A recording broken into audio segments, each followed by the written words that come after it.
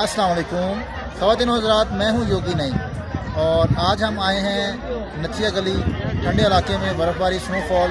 तो आज हम बात करेंगे कि स्नोफॉल जब हो और ठंडे इलाके में हम आ जाएँ जहाँ पे बर्फ़बारी होती है तो उसमें योगा हमारी क्या हेल्प करता है।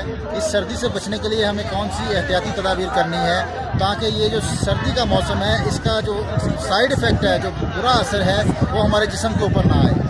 तो इसके लिए क्योंकि यहाँ पे आते ही सबसे पहले जो सर्दी का जो एहसास होता है वो हाथों पे होता है, बाकी तो इंसान कवर होता है।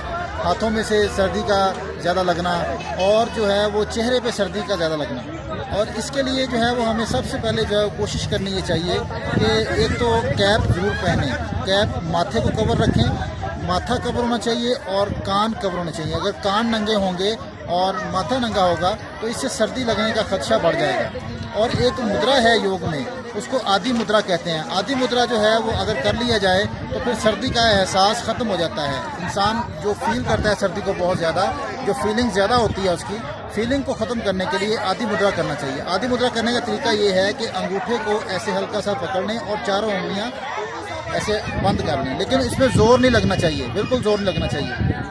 दोनों हाथों को ऐसे बना लिया जाए तो ये करने से हमें ग्लव्स की भी ज़रूरत नहीं पड़ेगी। अगर हम यहाँ पे जितने भी रुकेंगे यहाँ पे, तो अगर हम हाथों को ऐसे बनाए रखेंगे, अंगूठा अंदर होगा और ऐसे बनाए रखेंगे, इसको कहते हैं आदि मुद्रा। तो इससे एक तो जो है वो बिल्कुल भी सर्दी का एहसास नहीं होगा और दूसरा इसका फ़ायदा ये है कि इससे नज़ला ज़ुकाम नहीं होगा। अक्सर लोगों को यहाँ आते ही जो जहाँ स्नोफॉल होती है तो सर्दी की वजह से फ्लू हो जाता है और बुखार हो जाता है। अगर ये बना लिया जाए तो इससे जो है वो कभी भी सर्दी का एहसास भी नहीं होगा और उसको जो है वो फील ज़्यादा नहीं कर पाएंगे सर्दी को और इंजॉय पूरा कर सकेंगे। बहुत शुक्रिया, अल्लाह हाफ़िज़।